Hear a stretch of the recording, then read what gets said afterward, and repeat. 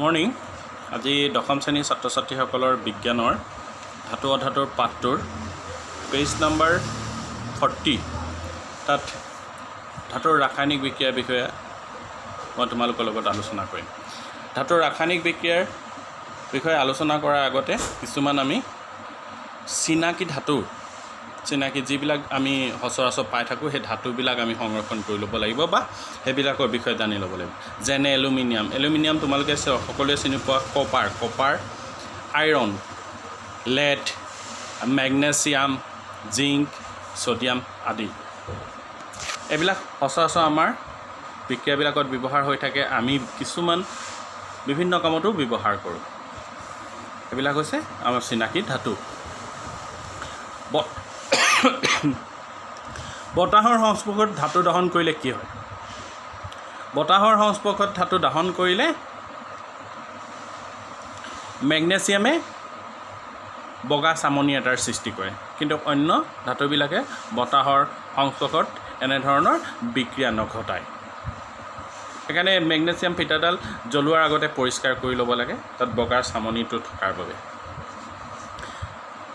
আৰু প্ৰায় সকলো ধাতুৱে অক্সিজেনৰ লগত বিক্ৰিয়া কৰি ধাতৱ অক্সাইড উৎপন্ন কৰে। ধাতুৱে অক্সিজেনৰ লগত বিক্ৰিয়া কৰিলে ধাতৱ অক্সাইড উৎপন্ন কৰে। পেজ নম্বৰ 41 আছে, তোমালোকে চাই ল'বা। ইয়াত আছে ধাতু প্লাছ অক্সিজেন ইকুৱেল টু ধাতৱ অক্সাইড। সাধাৰণতে কপাৰ বতাহৰ সংস্পৰ্শত উত্তপ্ত কৰিলে ই অক্সিজেনৰ লগত লগ লাগি এবিধ ক'লা অক্সাইড উৎপন্ন কৰে। হৈছে copper Cu+O2 equal to Cu copper oxide. এইটো হৈছে ক'লা অক্সাইড। সেইদৰে এলুমিনিয়াম অক্সাইড উৎপন্ন কৰে। ঠিক তেনেদৰে তাৰ পাছত আহিলে সৰহভাগ ধাতৱ অক্সাইড পানীত অদ্ৰৱণীয়। এই ধাতৱ অক্সাইডবিলাক পানীত অদ্ৰৱণীয় বুলি কৈছে।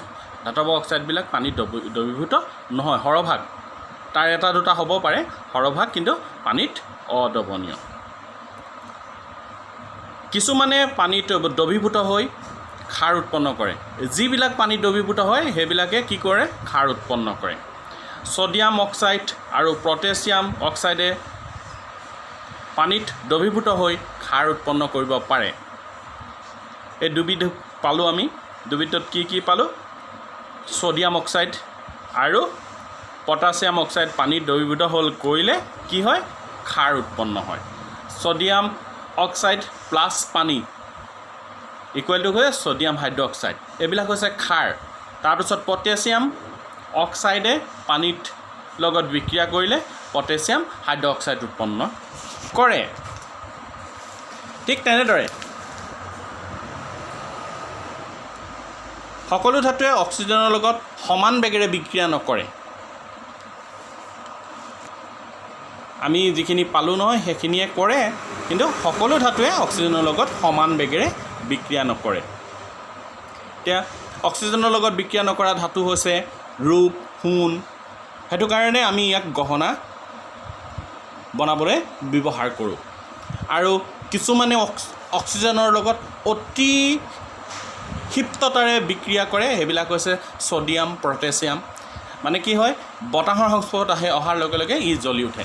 সেইকাৰণে ছডিয়াম আৰু পটাছিয়ামক কেৰাচিন তেলত ডুবাই ৰখা হয়। দুৰ্ঘটনাৰ পৰা হাত সাৰিবৰ কাৰণে ইয়াক কেৰাচিন তেলত ডুবাই ৰখা হয়। ই বতাহৰ সংস্পৰ্শলৈ অহাৰ লগে লগে ই জ্বলি উঠে। এতিয়া আজি আমি তোমালোকৰ লগত ধাতুৰ ৰাসায়নিক ধৰ্মৰ বিষয়ে আলোচনা কৰিলোঁ।